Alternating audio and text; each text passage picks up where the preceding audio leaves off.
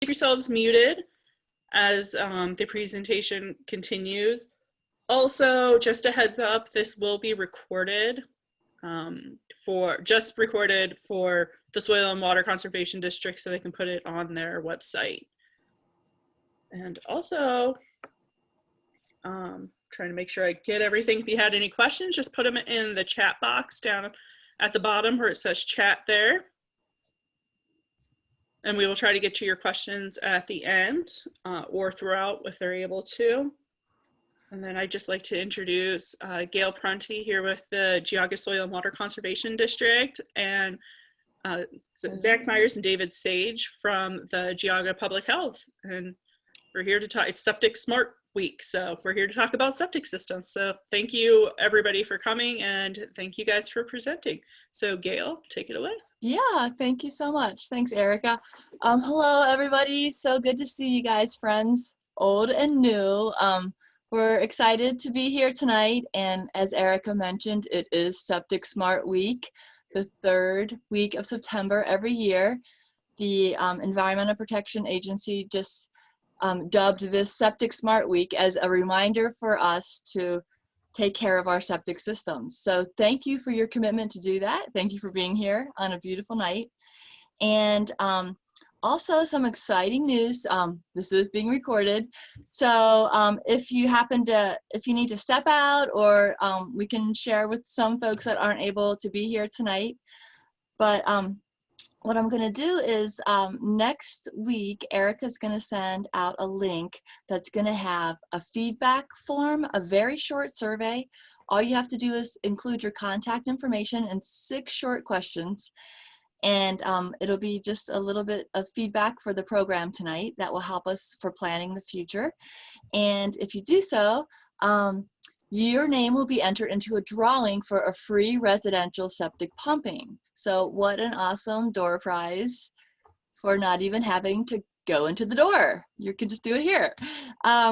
So you will receive possibly the chance to win one of those. They're donated graciously by G. Kaufman Septic Tank Cleaning Company and also Absolute Septic. They are our sponsors that are so generous to donate those. So please provide your feedback. You'll get the link to this recording as well as plenty of other resources too. So be on the lookout for that in your inboxes next week. So also, I just wanted to say that to get you ready for this program tonight, I have something I wanted to read to you. Buried beneath your backyard, it is out there, constantly working. When you're at work, it is working. When you're eating dinner, it continues working. And when you're sleeping, it's still out there in the dark, working. What is it? Your septic system. It may be the most overlooked and undervalued utility in your home, but with proper care and maintenance, your septic system can continue to work for you for at least 25 to 30 years. If you are like most homeowners, you probably never give much thought to what happens when waste goes down your drain. But if you rely on a septic system to treat and dispose of your household wastewater, what you don't know can hurt you. We hope you gain lots of valuable information and get pumped about your critical, hardworking septic system. So I'm going to now turn it over to Mr. Dave Sage. Good evening, everybody. How are we doing tonight? This is new experience for all of us here. Hopefully we don't have any technical difficulties. I've been a sanitarian for about 15 years now. I'm the Director of Environmental Health for the County Health Department, and we're going to be talking about septics. Septic systems, rural areas, places that don't have centralized sewers. That's where we're going to have our own individualized for our own house septic system. It's something that's been around for a very long time. Tested more now than it has ever been, and it takes all the wastewater, gray water, black water from your sinks, toilets, dishwasher, laundry, tubs, showers, things like that, and sends it into a system that will separate solids out and treat water or put it back into the soil to have the soil finally treated and go back to the aquifer. So, like the slide says, it's kind of like the end point of your plumbing system. It's similar to your heating and AC. Okay, your furnace is for heat and AC. So do you have one? If you're not getting a bill from some public utility that you pay every month, every other month, every quarter, something like that, more than likely you will have a septic system. Okay. If you use well water, more than likely you're going to use septic, but that's not a 100% guarantee. Not having a meter on your water line coming into your house, things like that. Or if you see that your neighbor has a septic system, if you see tanks in their yard or riser lids, things like that, that septic system that is in your yard, it's your property. It's your job to maintain that and keep it working and do what it needs to do so it functions properly. How septic systems work? Flush a toilet, run water in a sink, laundry, things like that. It's going to run into the series of pipes that are in your house and then drains into a septic tank. There's different names for septic tanks depending on the types of systems. You'll also hear people call them trash traps. Grease traps is another term used, holding tanks, things like that. Different types of material. Concrete's the most common. Fiberglass, plastic are also out there. But what that septic tank is there to do is to slow the water down, and in that water there is going to be solids. Some of them are very easily big pieces of solid. Others are going to be things that kind of float in the water and need time to settle out. So by going into that first tank, you're giving it time to let those solids settle out and drop to the bottom of the tank, and then move just the dirty water onto the next treatment cycle or component. Okay. In a septic tank, you're going to have the sludge or solid layer at the bottom of the tank, and then as you move up through the tank is where the effluent, the liquid portion is, and then at the top are grease, fat, oil, or inerts. Inerts can be plastics and things like that get accidentally flushed down or into a drain into the system. From there, it goes, most systems are soil absorption style systems, so it can go into, and most common, as you can see in the drawing, is a leach field. From there, it goes into those series of pipes, and then it filters slowly out into the soil, and then the soil has bacteria in it to treat the water, and then it filters back down to the ground into the aquifer, and then at some point it's going to go back into the well water system. And that soil does a very good job of filtering out all of the bacteria and nutrients and any other nasty things that are in it. Oh, poll time. I forgot about that. Poll time. Yep, that's yours, Gail. Erica's gonna fire up the poll here, and you're gonna have a little bit of time, so you go ahead and just take your cursor right up to the screen and just take the poll. So we have 4 questions. So just go ahead and start entering your answers. The first one's true or false. Routine maintenance can save you money, extend your septic system's life.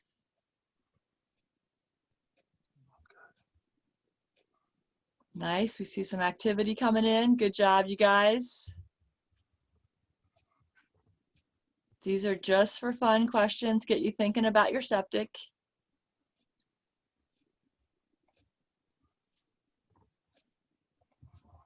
That's really good.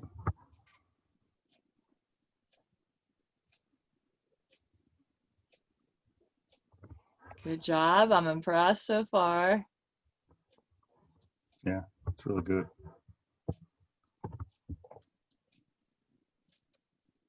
For Zach and I, this is our first presentation doing a Zoom online style presentation. So this is good for us. Yeah, thanks for being here for the experience for all of us. I'm so proud that most people did not say, I have no clue. That's good for number Yeah. 4. That is really good. Mm-hmm. We have one person that clicked on the poll, but they couldn't enter anything. Let's see if Erica has anything to add to that. Maybe try it again. Maybe try one more time. Yeah, I try might one. have ended it before she was able to start it. Is it working for you, Michael?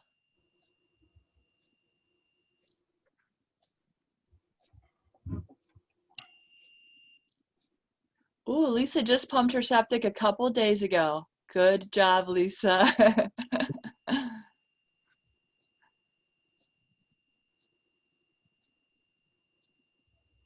All right. So do we want to talk about these briefly, or what do you think, guys? So routine maintenance can save you money. It will extend your septic system's life. There is no, the state health department says on average 20 years for a septic system to last. We're seeing better results than that in general. Can they last longer than the 25 or 30? Yes, we do have systems out there in this county that are going well on 50 plus years old that are still working fine. So the routine maintenance does help. It's not a cure-all. It's a consumable product, just like the roof on your house, just like the furnace in your house. They just don't last forever. They're going to need to be replaced at some point. Age of your septic system. It's good to see people know somewhat exactly how old their system is. Just newer technologies are coming out. Doesn't necessarily mean they're any better. Some of the old stuff still works great. What you put into the septic system affects its ability to do its job. Correct. Some of the things we're going to talk about, and you'll see slides on later, is if you're running a garbage disposal on your kitchen sink, it's very hard on a septic system. It's really not designed to handle all of the solids that get put through on a garbage disposal. So for those of you out there that are on this meeting that have a garbage disposal, you really need to think about removing it. If not, you really need to think about making sure you pump your tanks once a year. Okay, it's not designed to get it done for the solids in there.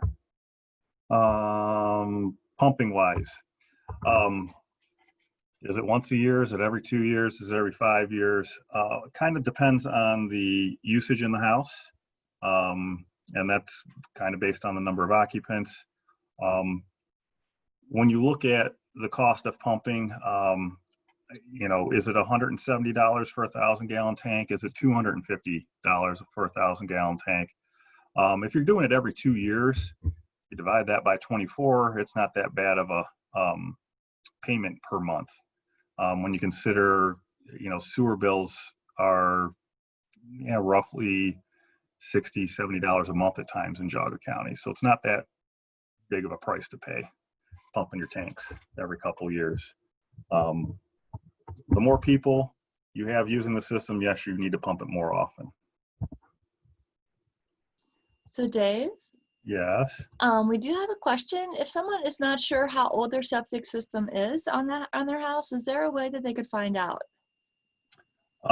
If they call into the health district and talk to the clerical staff in the EH and give them their address, we should hopefully maybe have hopefully permit, maybe a drawing on file. We don't have permits and drawings for everything, depending on how old the system is. They did at times, well before I was alive, they just did things and never got permits or drawings. So there's going to be stuff we don't have. We don't have 100% on everything, but we do have quite a bit. So if they call in, the number will be on the one of the last slides. So we'll leave that up so you can jot that number down, and you can call in and ask for a copy to see what we have on file for them. So what other questions? Just a thank you. Thank you for thanking Dave. And just comment on how often Bruce pumps, 1 to 3 years. So far, so good since 1988. Lisa paid $500 or $200 for her very recent pumping of a 500-gallon tank. And also, she's not sure how she feels about EnviroGuard. It's an improved system. The state health department, along with it's both private and public participants at that level approve components based on testing results, both by the National Sanitation Foundation and some other testing facilities. We don't, as a local health department, approve components. It's all done down at the state level at Columbus. So it's an approved component. If someone chooses to use that, and we have to approve it. We cannot say no. So.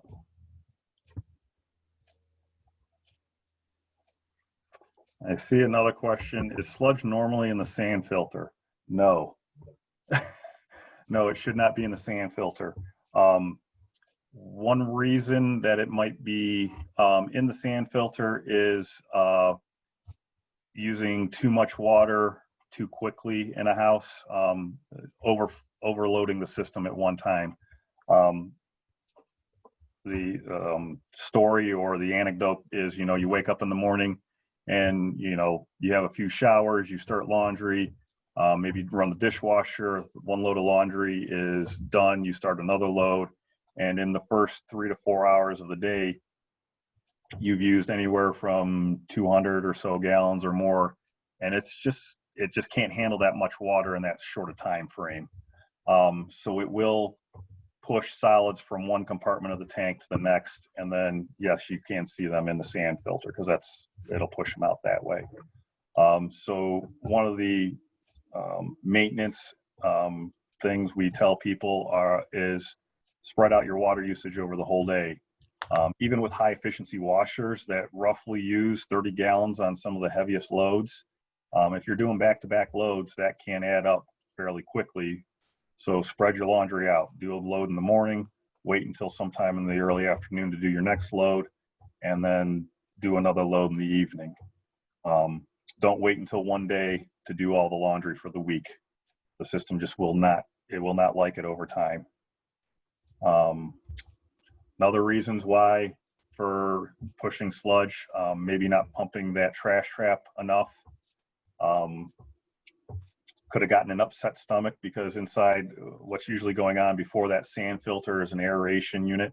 And in that aeration unit, they're putting oxygen in or air into that one compartment to help the digestive process going on in the system. In our waste, we have good bacteria and we have bad bacteria. And the good bacteria needs air to keep feeding on the bad bacteria. And it could have gotten an upset stomach just like we do as humans at times. And it could have, had and upset it over into the next compartment, which is the pump chamber, which then goes to those sand filters. So it does happen. It happens on, commercial public systems too. They have to go out periodically and clean their sand filters just like you would have to do as a homeowner if you have them. So Dave?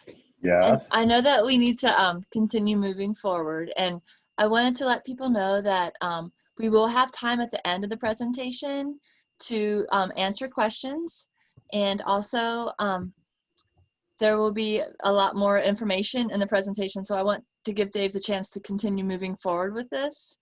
But we do have a couple questions just real quick, is it a good idea? Is it a bad idea to drive vehicles over the leach fields? Correct. Do not drive anything heavier than a lawnmower over your leach lines.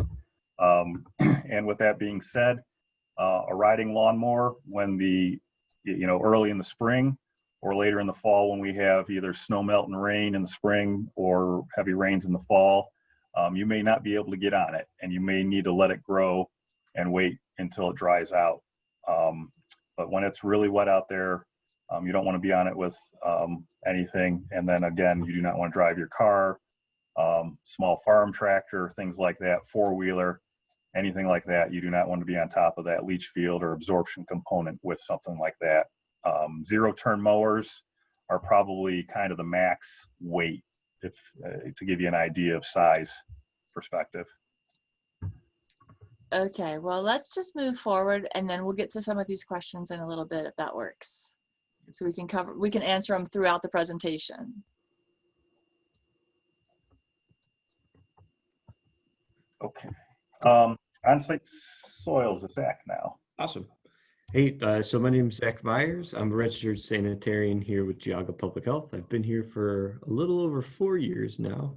So, yeah, so what we have going on, the basic type of systems, you have an on-site soil absorption, and that is going to have septic effluent, really relying on the soils on your lot to treat the septic effluent, rather than an off-site system is going to be some sort of treatment happening to the effluent and then it discharging into a road ditch, stream, stormwater culvert, common line kind of things like that. But let's get into the types of systems here. Probably the most common type of on-lot septic system in Geauga is still the septic trench. Could be installed in really any type of soil. They first started off with, you might have a 500-foot leach field. And then when the newer technologies kind of advanced, you might have a split leach field where you have a diverter box and you can pretty much transfer the septic effluent to the upper or the lower field. Or in the newest rule revisions in the Ohio Administrative Code in 2015, they are requiring all trenches to be 6 inches outside of the perch seasonal water table. All this is determined by a registered soil scientist coming out to your lot and then doing soil cores throughout your lot. These can really be installed in any type of soil here within Geauga. The higher clay, the less really good, it makes it harder for them to work at certain times of the year if you have a high clay content on your lot. The next type is pressurized sand mound or any sort of elevated system. So this is still an on-lot septic system, and they're usually installed in areas that have severe soils. So something that has a really high clay content. Clay content beneath the surface of the ground is going to want to perch water just because it's very impermeable. So then by elevating where you're putting septic effluent into more drier soils, even in the rainiest parts like the fall and springtime, it's really going to help the longevity in this type of system function. With like the elevated systems, you can see pressurized sand mounds. You can have gravel and pipe as your distribution piping. You can have infiltrator bundles. You can have a bunch of different types of technology. There's peat modular mounds, where it's an elevated system and it gets dosed and it filters through this peat moss and then into the ground. We also have Presby style mounds, which instead of being pressurized, it's almost pumping up to a distribution box and then gravity feeding throughout the mound itself. So there's a lot of elevated type designs out there that you can find in Geauga. So then the old style of off-lot discharges are sand or gravel filter beds. As a general rule of thumb here, if you have a 1,000 gallon tank to a filter bed, more than likely it's going to be a gravel filter bed. rather than if you have two 1,000 gallon tanks, more than likely you will have a sand filter bed at your property. And in these sand filters and any sort of subsurface filter bed, it contains various layers of gravel and sand to try to filter out like the total suspended solids that may make it to this filter bed. And yeah, they're most commonly seen discharging into like free-flowing streams, road ditches, stormwater culverts, areas that can flow away from your property.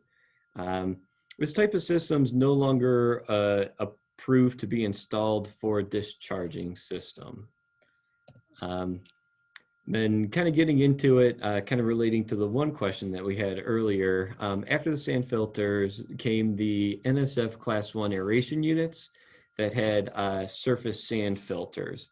And these boxes are what you would consider the surface sand filter.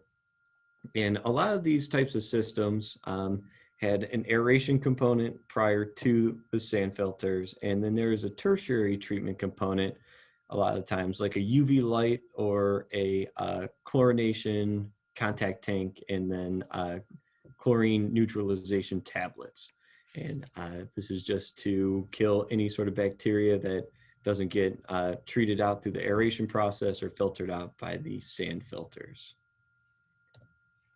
So now, unfortunately, those aren't installed or permitted anymore. And now the newest types of on-lot off-lot discharging systems are the National Pollutant Discharge Elimination Systems, or the NPDES systems. This type of system will go on your lot if your lot cannot support any sort of on-lot septic system, and that's outlined in the Ohio Administrative Code. The older style off-lot systems weren't necessarily filtering effluent effectively, which has definitely contributed to polluting waterways of the state with harmful bacteria, total suspended solids, and it really just depletes the oxygen from the waterways. This can have a harmful impact on stream ecology, or if humans come in contact with it, it could end up getting them sick. Let's see, so, the Clean Water Act really is, each individual system is not supposed to hurt the water quality, or impact people's health. But these types of systems are pretty neat. They have the trash trap at the very beginning to try to trap as much of the solids as possible. And then it will hopefully theoretically allow only the liquid layer of the effluent to migrate to the aeration unit. Any sort of solids that make it there will be further separated. And then usually it will pass by a ultraviolet bulb to then kill any sort of bacteria that's remaining in the effluent, and re-aeration to up the oxygen before it re-puts it into the road ditch or the stream or the ecosystem. So really, why should you maintain your septic system? It really comes down to, it could really save you a lot of money. A few $100s every 3 to 5 years, or an ongoing maintenance contract for off-lot systems, the newer ones, can really prolong the life of your septic system. When you have a functioning system, it protects your property value, and having a failing septic could definitely make it more difficult to sell. When you have a functioning system, you're not only protecting you and your family, but you're protecting, your neighbor's family, and you're really protecting the water that you're all using for drinking water purposes. It's all in efforts just to keep everyone safe throughout the whole process. So when you really want to keep proper care, inspect your system, make sure it's functioning correctly, and then pump your system out. And there's really 5 major factors that influence the frequency of pumping your septic system. The household size, how many people do you have living, in the home that's using the septic, which would directly influence the total wastewater generated within the home. And, when you have more people using the restroom, flushing toilets, that's increasing the volume of solids within the wastewater. And you really want to minimize, when you have an on-lot septic, how much solids really make it out to your leach field. So by regularly pumping, you're taking those large particles out of your septic tank. If you don't pump your septic tank, you're increasing the risk of having those solids make it to your trenches or make it to your mound and plug up the soil pore space. And then you're really increasing the risk of having a failing septic system later down the line. And definitely, make sure that you are only flushing things and putting things down the drain that your septic can handle. Kind of like what Dave talked about earlier. If you have a garbage disposal, you're increasing the amount of solids that are going to be harder for it to break down or settle out. And you really want to prevent that from making it to your septic system. And septic tanks, usually for a normal household size, are pumped every 3 to 5 years. And this can all be, qualified by a septic pumper, or you can call one of us at the health district and, ask us your questions, what you have going on, and we can give you some recommendations kind of moving forward. All right. Thank you so much, Zach. I would like to just jump back and before we move on from here, just do a couple questions because we have some of these are kind of like repeated themes. So let me just try to paraphrase. Maybe we'll give Dave and Zach the couple sentences or less answer. Can you do it? Number 1, Dave, did you already cover sand filter versus leach field? Sand filter, yeah, Zach did that. Leach field is going to be trenches, a series of trenches or in the yard where the sewage effluent goes into, where then it seeps into the soil, percolates into the soil, and then the soil then will treat and dispose of the sewage effluent. For sand filters, those most people are talking about those concrete boxes that you see in people's yards. That is a finishing filtration step before that effluent is then discharged. Road, ditch, stream, buried culvert, something like that. And then I know we've got a couple more questions that I saw. Grass greener over the leach field. In general, yes, it's going to be greener over the leach field because that sewage effluent has nutrient in it. It's got nitrogen, it's got phosphorus. So if your grass is greener, that's not a big deal. If you have a big, nasty looking green blob, probably something's going wrong and it's going to happen sooner rather than later and probably needs to be looked at by someone. Leach lines, you should be seeing stripes in your yard with a little bit of movement. And this time of year, it's, with the amount of rain we've gotten lately, you may or may not be able to tell the difference. Earlier this year in the summer when we were really dry, most people should have been able to see where their leach lines are and the ones they are using. You do not necessarily use all the leach lines at the same time. Some are resting and not being used, and those might show up as brown stripes actually. And then how can you tell if it's working correctly? Probably the easiest way to do that is, especially in the summer. Again, this summer was nice and dry and hot. If you were out walking on your yard and and you sunk up to your ankles where your leach lines are, pretty good sign there's probably something going on. Okay, will it be maybe a little squishy on the lines you're using? Possibly, but again, you shouldn't be sinking in. That's probably one of the biggest ways to tell. Shouldn't be seeing any grayish black effluent or solids surfacing, pooling, ponding, running off, those types of things. Backing up into maybe the distribution boxes, if your distribution boxes are at grade, those lids should not be popping off in general. Again, wet times of the year, they will be under a lot of stress, and yes, they might pop off. But in a normal, when you go out there today, we haven't had rain for a few days. You know, if you have done some laundry, taken a shower, things like that, should be okay. You shouldn't have those issues. It may need, depending on the age of your system, pumping is a, you know, the routine thing. There's also sewer jetting of leach lines to suck out and all the biomat and sludge that can get out into a field.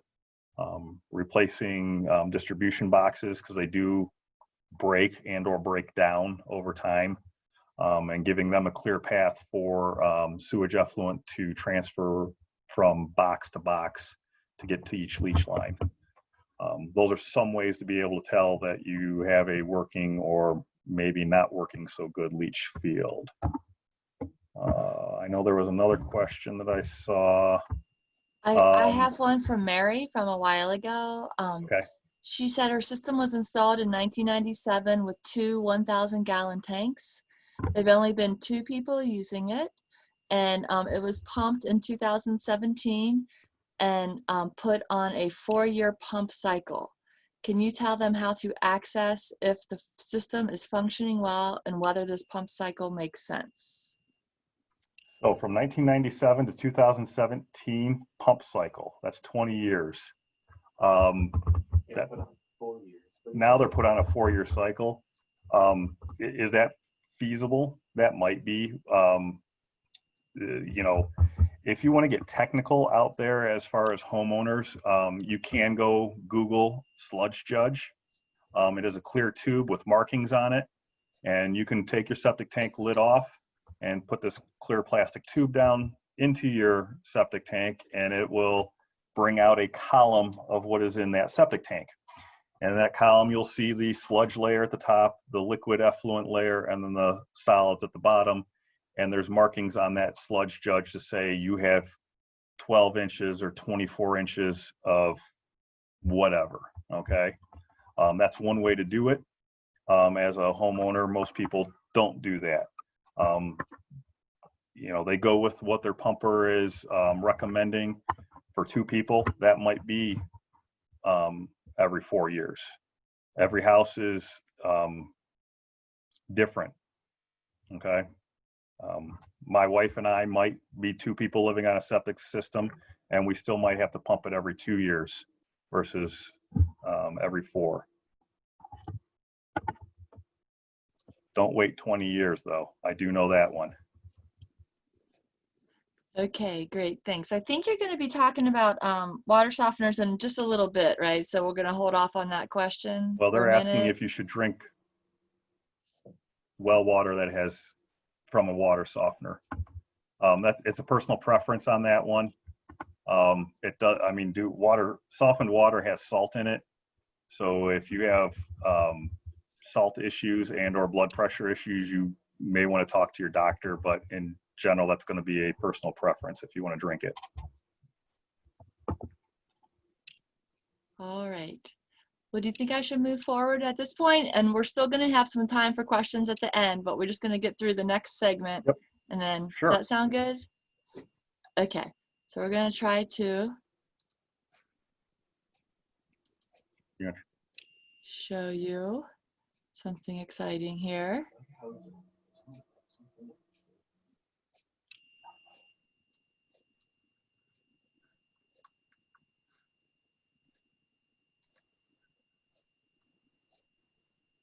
I think.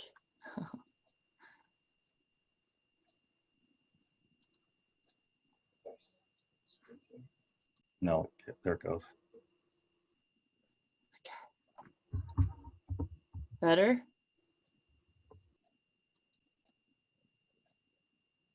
Okay. And 1 in 5 households in the United States depend on septic systems to treat their wastewater. A properly maintained septic system safeguards your family's health, protects the environment, and can save you thousands.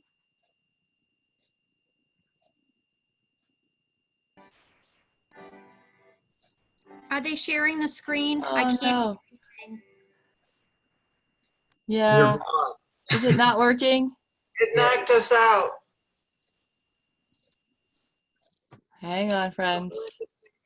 Let's try More this than again. 1 in 5 Can you households in see? the United States depend No, we can't see it, Gail. on systems to treat We've all Okay. been kicked off the meeting.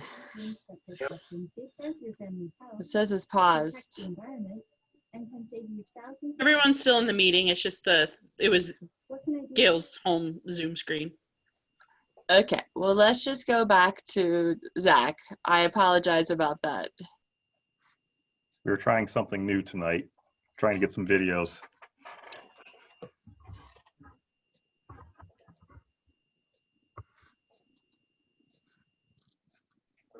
Yep, we're back. Okay, sorry, it didn't work. We tried. Was there a slide previous to this one, Zach? Prop care. Prep care. Think at your sink. Things to think about when you're cleaning. Can I say something about the video real quick? Sure. It's going to be on the link that you guys are going to be sent next week. It's under the Septic Smart Week website. They have this year they have each one of these that you're about to see. These messages are a quick little video that will help you understand it more. But they're worth checking out. They're good videos, short and sweet, but with a good message. So I apologize for it not working tonight. So this one, harsh chemicals.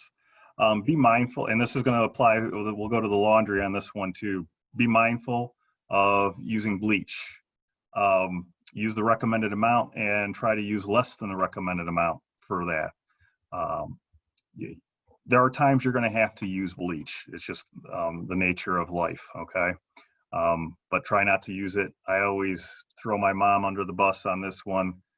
She was one of these people that, especially with laundry, glug method of measuring. You just dump in a big old quantity of it. And then she would also, throw a few things in, bleach it, and then later on in the day or the next morning, do a few other things to bleach it. Try to get everything together, do it as one load with either the the recommended amount on the bleach container, or try to do it with less. You cannot dump oil, grease, fats, drain cleaner. Don't be dumping drain cleaner down there if you've got a clogged drain. Unfortunately, my plumbing inspector would love me for this one. Call a plumber if you can't do it, but if there's something clogged in that drain someplace, you need to remove the clog. And the drain cleaners really aren't going to do that effectively. So that might mean snaking the drain, plunging the drain, or taking it apart. It might be in that trap under a sink and clean out that clog. Okay. Strain your drain. We talked about this a little bit earlier. Water usage throughout the day. Stagger usage of the appliances. Stagger the loads throughout the day. If kids are taking baths instead of showers, be mindful of that, along with running dishwashers and washing machines. Haven't seen it too much lately. I don't think they're around as much anymore. Are the bigger jacuzzi bathtubs, 100-gallon plus bathtubs. Got to be mindful of that because that's a lot of water for that system to handle when you pull the drain on that one. Go ahead and next one, Zach. We'll get to some of these things. Toilet is not a trash can. Don't be flushing feminine hygiene products. Toilet paper is the thing you should be using. Don't cat litter. What else have we seen? Toys. Toys aren't as big of a deal anymore because most kids are just into electronics mostly. But 15, 20 years ago and before that, we'd see the toy cars, parts of Barbie in the septic tanks, things like that. That you can't flush that. Again, it says cigarette butts, not flushable. That needs to go in the garbage. Toilet paper.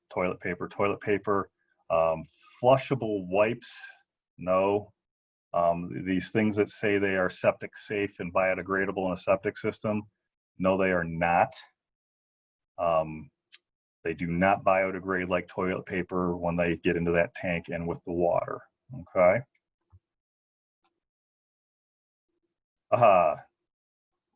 We ready for the flush to not or not to flush? So, hey, Gail, are you there? Yes, sir.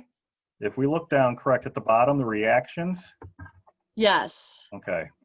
Go to your bar at the bottom here, your tray, and if you see it says reactions with a little smiley face, do you guys have that? Okay, so here's what's gonna happen. If you do have it, you can play along, otherwise you can still play. If Dave holds up a thing and you think that you can flush it, then you're gonna do a thumbs up. Like, hey, yeah, that can go in the toilet. Okay, and it'll just automatically go away in a few moments, so you don't have to try to undo it. But if you put something up and you say, oh, not a good idea, oh no, don't put it in your toilet, then you put that little dude with like the oh no face. So that means that you should not flush it. Okay, so you just go to your tray where it says like mute, video, share screen, different things that you might see down there, and then reactions would be your option. Now, if you don't have that, you can also just thumbs up or thumbs down on the screen if you're on the screen, or just play along at home and see how many you get right, okay? So take it away, Dave. So here we are. Can we all see what this is?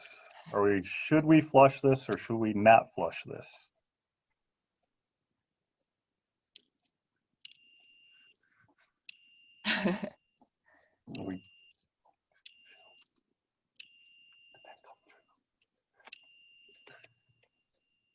Okay. This is what we talked about earlier.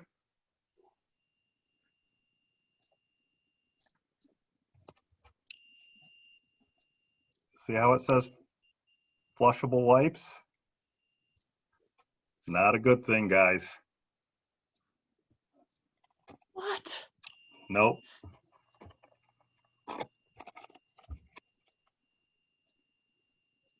These are Pampers baby wipes. Oh, I see Robert shaking his head no. I see Good. some no's out there. This next one has sound effects.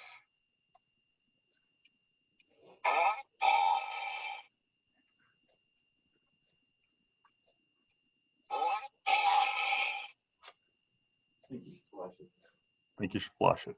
Good idea. It went back to Zach's screen for some reason. It went back to Zach's? Yeah. Okay. I had another one up here. Where did it go? Where did my medical?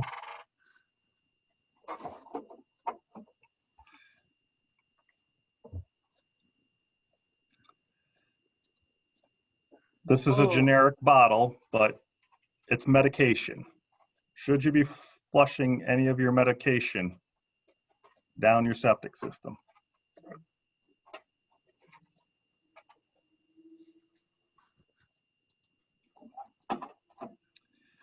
And of course, since we are in the election year, a little humor to a somewhat nasty job we all are in here at the health department at times. Oh no.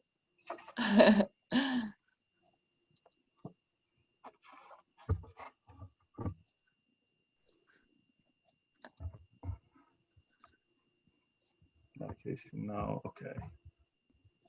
Yeah, some people only have thumbs up or clap. I'm one of those people too on my Zoom meeting. I only have thumbs up and clap. That's all I got, Gail. All right. So I hope that you were able to determine what you should flush or not flush down your toilet. A lot of things are misleading in the advertising. So when in doubt, refer to the health districts and public health officials to assist us with that information. Someone did ask about Rid-X. Yeah, I saw that one too. Goes along with that. You want to tell us a little bit about that, Dave? Red-X, you don't need it. As we're going through our normal daily life, going to the bathroom, washing our hands, doing dishes, doing laundry, all of those processes have more than enough food, is what it actually is, in our waste for the process inside of a septic tank or an aeration treatment unit to keep things going. Should not necessarily, you shouldn't be using Ridex. What Ridex does is it actually digests the solids in the tank, and then it actually moves it on to the next tank or out to the leach field or to the discharge point. So Ridex is really not something you'd really want to be putting into your tank or flushing. There are a few caveats out there. If for some reason someone in the house is on long-term antibiotics, not the 10 or 14-day cycle that you get for strep throat, ear infection, things like that, but you know, they're going to be on them for months and months or longer than that, yes, there's going to have to be something done. Or they are on cancer drugs, those like chemotherapy type drugs or radiation drugs. When we do go to the bathroom, those do come out of our systems and our waste. If that does happen, what you really need to do is talk to a septic hauler. They have the commercial grade live microorganisms. It's gotten refined. It comes in a gallon jug, and you pour in a certain amount into the toilet and flush it down. And that live microorganism has actually been processed from a wastewater treatment plant, and it has all of those good bugs in it and can start the process up again. I'm seeing a few other things. Should you put yeast in your septic system? In general, no. There are some old wives' tales or farmers' tales. Yeast specifically, no. If it's, I've heard some of our service providers, they actually mix yeast with common regular white sugar to feed systems at times that are underfed. But that's something you'd really want to talk to a service provider about. The other old farmers rule of thumb is once in a while throw a piece of roadkill into the septic tank. I'm not going to say it doesn't work, because when that piece of roadkill is out there, it is starting to be digested by the natural bacteria that are in the soil. So putting that back into the tank, yes, you are, but most people don't want to handle roadkill.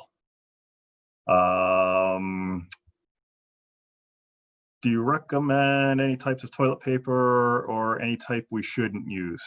No, not really. I know some of the pumpers have said, you know, don't use like the triple ply Charmin.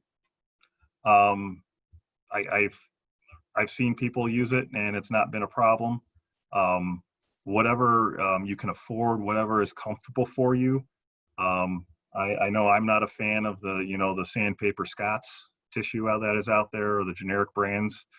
I'm going to use some nice 2-ply and I'm good with it. What else? What about water softener, salty wash water? When you are using your, I think the question might be more along like with your water softener, the, for your like dishes and things like that, that salt that's in there, the amount of salt that's actually in it when you're using it is not enough. The problem comes into play is during the backwash cycle. That has a high salt and mineral content that should not be going into the septic system, and it's also clear water. If that is happening at someone's house and this Zoom meeting, you want to find a way to discharge that to a clear water spot, meaning like a floor drain that goes into a footer, then exits the house someplace. Something like that. You do not want that to be discharging into your septic, the backwash from a softener. But the amount of salt that's actually in the water that comes out of the tap or into the washing machine is not enough to affect a system. No, you cannot dispose of antifreeze in your septic system. You need to take that to a recycling place. Most auto parts stores, I think, do recycling of that now.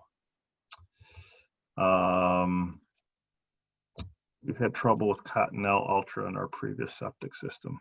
Okay, didn't know that one. I do have a question that Okay. came in from Robert. They have a wet spot near the end of their leach Mhm. field. A septic service inspected it and told us that it did not appear to be from the leach field pipes. The water is clear, no solids, no growth. Yeah, could be a curtain drain outlet. There is a drain that goes around the field to try to isolate any water that is heading towards it, you know, surface water runoff and just underneath. And what that, it's a trench that's about 1 foot wide, 3 foot deep. It's got a pipe at the bottom and gravel up through it. So it creates a barrier and lets the clean surface water route around your leach lines. And then it outlets onto your property someplace. And that outlet is probably just underneath the soil right there that you're seeing that wet spot. If you don't like it there, I don't know your situation, if you can get it and tie onto it with more pipe and take it to your road ditch or to further back on your property so it's not right there, you're more than welcome to do something like that. But that's probably what it is.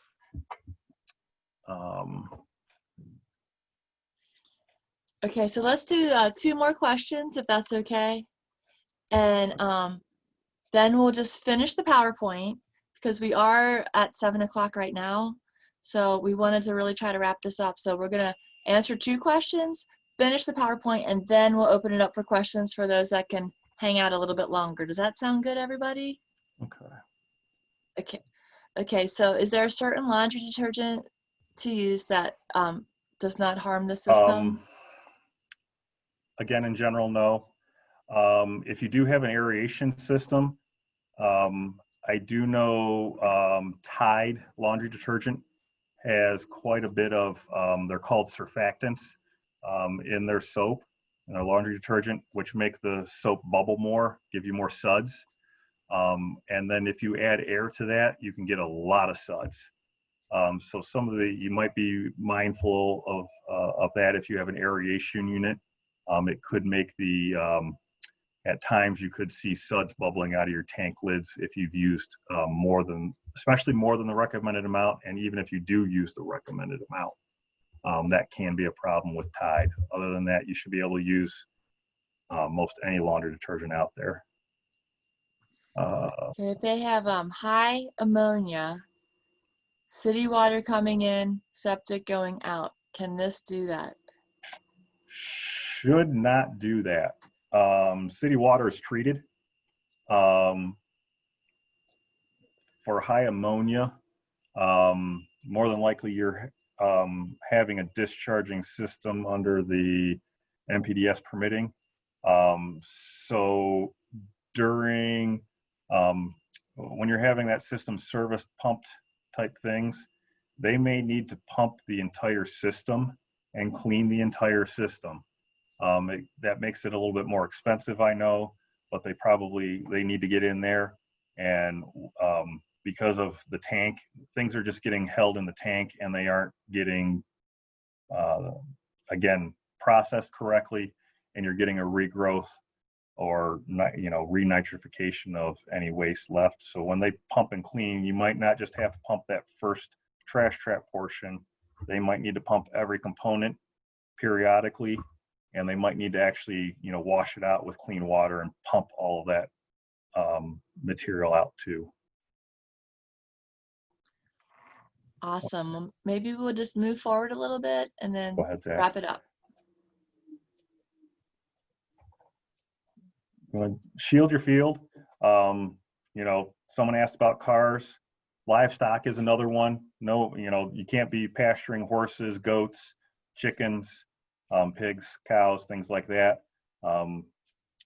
You will compact the soil over time. Also, the animals could bust through and break pipes and or harm themselves. That's nothing. try to, we do have fields, leach fields that are in the woods, mindful of the types of trees that are growing. Don't plant things that have evasive root structures like willow trees or silver maples or some of the ones that we know for sure that have, they seek water, and we're putting water into the ground with these things. So be mindful of that. We do have people plant trees. They just make sure they know where their leach lines are and plant in between them. Go ahead, Zach. Regular maintenance, you're just going to save you money. In this case, they're cammering things to make sure the lines are open. Is this something that you may have to do at some point living in the house and having a septic? Yes. Part of that other they can remove that camera and put a sewer jetter in there to high pressure wash the junk that's accumulated over the years out, and they can suck it out. So, professionals do this. Septic haulers usually have cameras. Some of the installers do too. And usually it's the haulers or service providers that have the sewer jetting equipment to do those portions of the maintenance. Go ahead, Zach. Bump your tank. And again, every 4 years for that, the one family out there, that might be your schedule. Your neighbors might be every 2. So it's kind of, you have to kind of determine on your own, and how there is no good set interval, because we are all using our septic systems differently than our neighbors, our friends, our other family members in the neighborhood. Next one. Keep it clean. So keeping our, maintaining the septic system will keep our water clean. Having systems that don't function properly, you're going to allow dirty water into the waters, and they eventually go someplace. We may not see it because of it going into a stream or ditch, but it might be going out to, like I said, a stream or a ditch, and then it gets taken out to where you go fishing, where you go swimming, or where your neighbors go swimming and fishing. Okay. Go ahead, next one. Proper landscaping. This one's a little bit small, a little bit harder to read. Yes, plant grass if you can on your leach fields. Can you put ground covers, things like that on it? Yes, you can. There's some, like Pachysandra is a good one that I've seen. English ivy is not bad. You don't want to put your vegetable garden on top of your leach system, whatever your soil absorption component is. It will take up that dirty water, and you will be eating contaminated vegetables from your garden. I'm trying to read some of these things. Don't put a pond or near a septic system either, or your replacement area if your system is on a more recent lot. It just gives it a very easy pathway to leach into. You don't want to reshape your your soil absorption area for water to sit on it. You want to make sure if you have over time low areas, you will need to add soil to it and reseed, restraw if it's in your lawn. If it's in the woods, you don't want to necessarily totally forget about it in the woods either. They do settle, they do need soil added to them. Wildflower, some of these things, some of the things you can plant, fescue, ornamental grasses, wildflower meadows are all good. If it is in your yard, mowing it does help, because when you mow the grass, it wants to grow more and it'll take up more. It'll use that water out of those absorption component. There are some systems out there that you may want to hold off on mowing later in the year because they are elevated. Knock on wood, in general, in Geauga County, we usually don't have this problem because usually we have snow cover. But there have been instances at the county north of us where they have mowed the grass short and then it's gotten really, really cold and the pipes in their elevated system did freeze because the grass wasn't there to insulate it.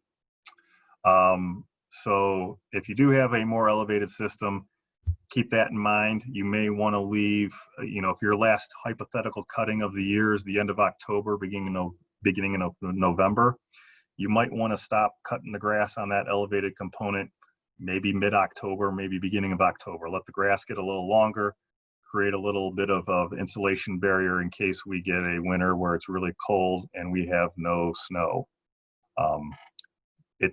Like I said, it does happen. Doesn't happen often, but when it does, it's not fun for that homeowner. What other things? Vegetable garden. Well, excuse me, Yep. I want people to know that with the links that you'll get, they'll be packed with like the Septic Smart Week. You'll have a lot of these graphics and the brochures and homeowners guides and all kinds of things. So once you get those links, just really investigate each one of them, and you'll be able to have these, like they're online, these images. So you'll be able to go back to them and look at more topics specifically that you're interested in. I just wanted you to know that. Thanks. Good. Okay, we got another slide after that, Zach. Failure symptoms. Strong odor around the septic tank and or the soil absorption component. If it's around your septic tank, it might be time to pump the tanks. If your drain field or soil absorption component appears to be working fine, it just might be time to pump your tanks. Pulling water, muddy soil, things like that. Again, those low areas, make sure you do get them leveled out with soil and seeded and strawed again.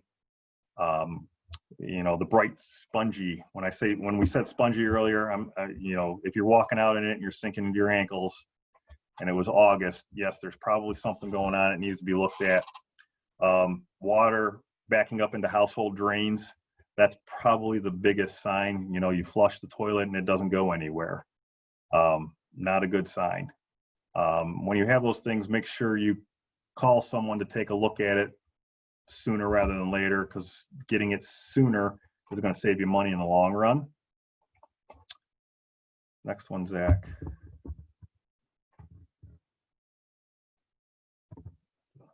Bunch of our links.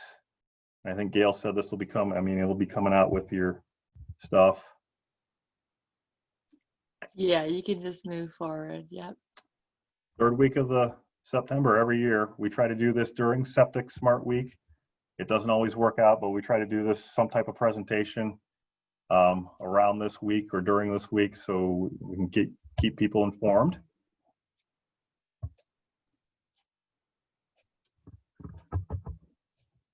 You have to fill out the survey that Gail and Erica, one of them two, will send. I think it's Erica that's going to send it out. Please fill that out, and they will enter you in a drawing for free pumping from one of these two providers. There we go. The 279-1914 number that you see there is our general number. I know someone asked earlier about finding out what they possibly have. If you call that number, you will get our clerical staff and they can help you. Hopefully we have permit information and or drawing of where your system is located on your property, and they can get that out to you either through the mail, or they can scan and email those documents to you too. Go ahead and leave that one up for right now. Questions? Okay, I saw something Dave, about paint. I saw paint. I was going to tell you that one Yeah. from Scott. He knows No. not to put paint down the drain, but what about water bowl from kids doing watercolors and rinsing out their brushes? No. Paint. All paint is really a no. Even latex. I fight with my wife on this. She doesn't like me turning the grass white or blue or pink, but it's only for a few days.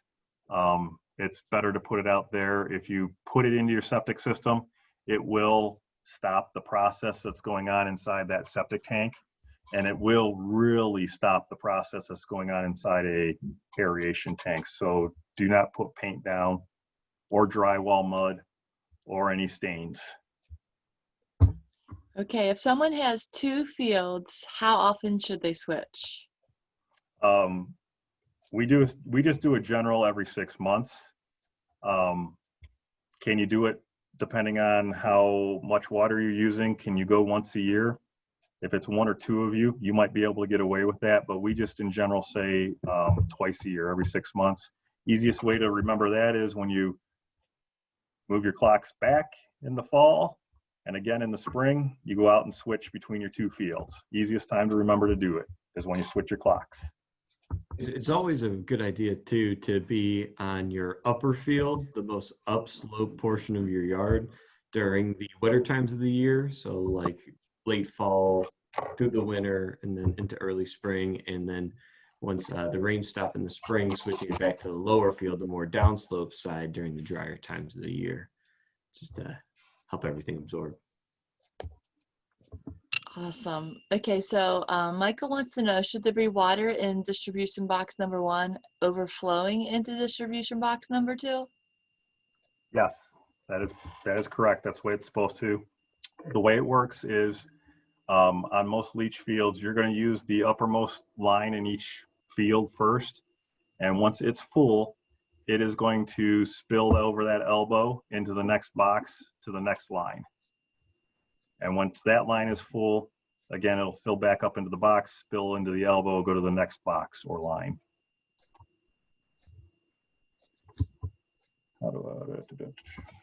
Okay, so William wants to know, my system gets used seasonally and wondering if anything special should be done upon reuse. If it doesn't have any aeration treatment, mechanical treatment to it, no, not really. You should, your tank pumping is going to be quite a bit more lengthy between cycles, but there's really not a whole lot you're going to need to do that way. If you do have an aeration treatment system, really need to talk to the service provider to see what they would recommend. They might recommend you doing some of that live microorganism type of idea to get it started again.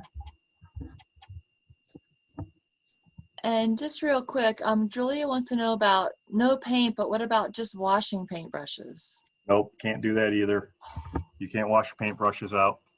So I take a garden hose out into the yard, wash out my paint tray or my drywall mud tray, wash off the drywall mud off the knife or the paintbrush out in the yard, and turn my grass whatever color I've been painting or white with drywall mud. So what repairs or maintenance can be done without permits? You can replace distribution boxes without permits. You can sewer jet snake lines without permits. You can replace tank risers without permits. You can replace baffles and tanks without permits. On the aeration systems and things with pumps, all of those mechanical style electrical components, the aeration motor, the effluent pump, the UV light, all of those things don't require permits. The electrical components that are associated with them, like a panel might go out, you don't need a permit from us for that stuff. If you happen to get a section of your sewer line for some reason that is plugged, blocked, crushed, in general, we're not going to know about it because it usually happens, Murphy's Law says, when you have tons of people and it happens on a Saturday evening or a Sunday afternoon, you're going to replace that section and we will never know about it. Those are some of the things. If you have to add gravel to your curtain drain, putting soil over low spots, those are all things that you can do without permits. Pumping tanks doesn't require a permit. The septic hauler is required to send us a septic hauling report for your property. So again, nothing, I'm trying to think anything else, Zach, that I'm missing. If you're replacing a tank, If you get, you know, concrete tanks, knock on wood, they usually last forever. Once in a while, you know, the concrete batch is, you know, not the best and they have problems. Or we've had a few people accidentally drive over their tanks and crack the lids. Yes, that requires a permit from us to replace a tank.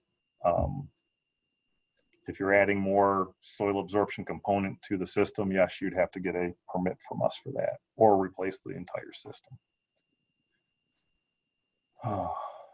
Okay, I appreciate everyone for still being on. You guys are diehards. Thank you for your interest and wanting just to get your questions answered and doing the right thing. Also, thank you for all of the thank you and appreciative comments. That's really nice to hear. I will be sure to convey them the best I can to Dave and Zach and Erica. But thank you for your kindness, because that's especially appreciated nowadays. So a question from Paul is, if sludge depth is determined in the tank, how high or full is okay until pumping is needed?